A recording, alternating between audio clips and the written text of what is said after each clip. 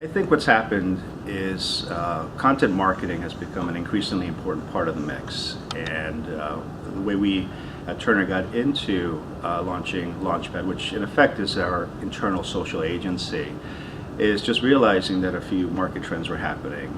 In speaking with agencies and advertisers, we're hearing that 2/3 or plus of those advertisers are looking for a content strategy for a number of reasons. A lot of it has to do with improving the advertising experience, also consumption shifting from traditional means to mobile devices and content being discovered in the social environment. So for us, it was just hearing what the customers are asking for, and they're looking for more content solutions.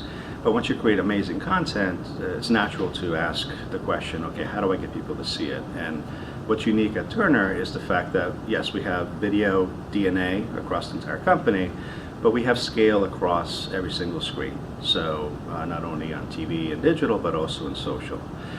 So what's happened is we've developed the capability for social distribution, content distribution of that amazing, rich content, leveraging Turner franchises, Turner talent, our shows, and finding the right audiences, leveraging data we have access to, leveraging all of our premium handles and those 650 million followers that are part of the Turner social ecosystem to reach that audience. When I first stood up Launchpad, I thought for sure it was most of our business was going to come from existing Turner clients, the traditional advertiser in linear looking to extend into digital, into social.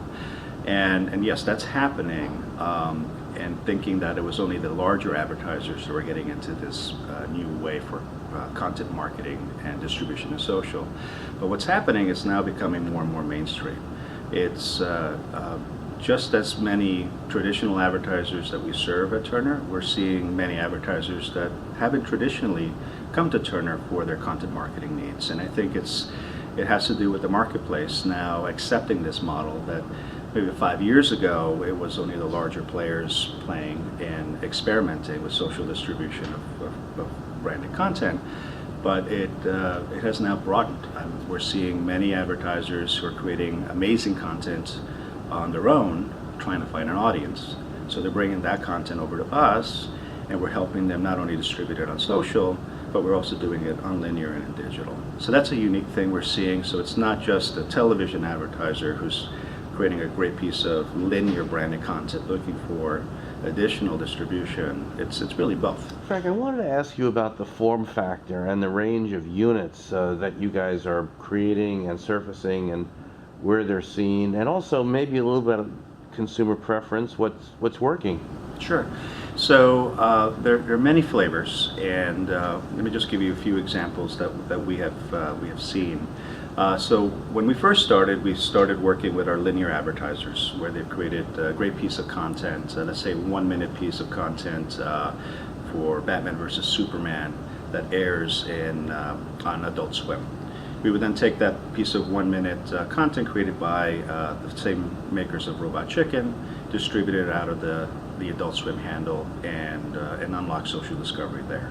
So that's one model, going from linear to digital.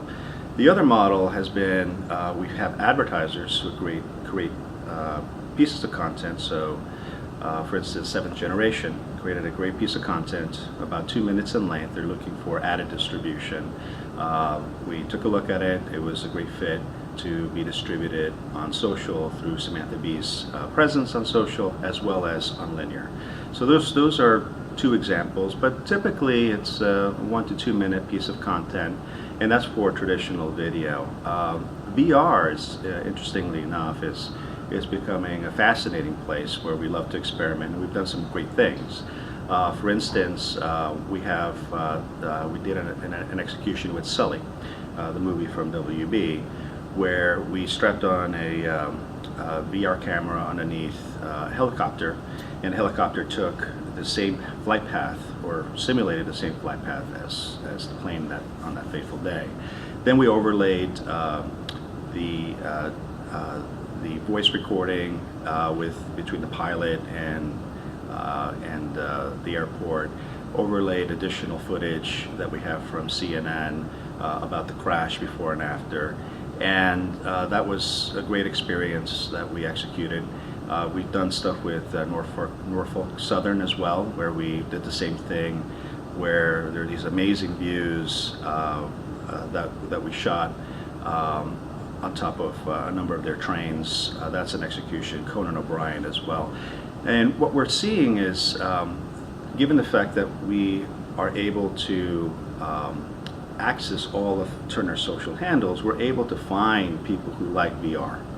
And we have found that there are certain people who will watch anything that's VR-centric on YouTube or on Facebook.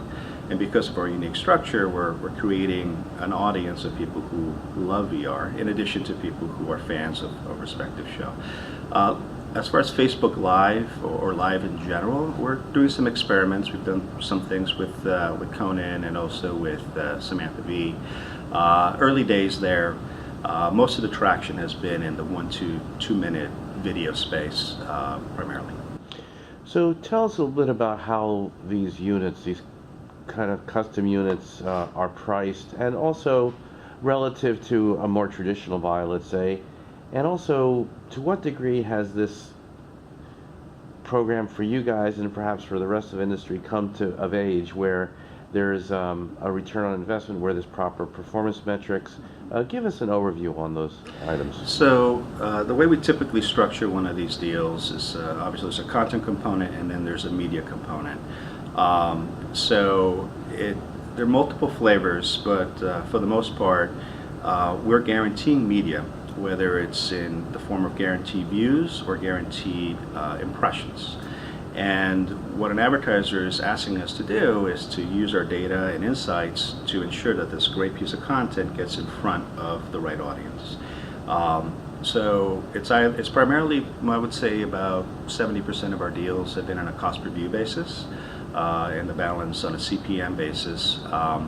And we're also offering the opportunity for guarantees of a minimum of 30 seconds of view time, which is very unique and something that advertisers are increasingly asking more and more to participate in.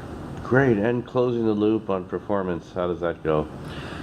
Well, because we specialize in building content not only for an audience, but for a subset of that audience, fans who have that special relationship with our brands, and how we're structured in that it's those same units. It's Conan's team, it's the Adult Swim team, it's CNN, it's A Great Big Story.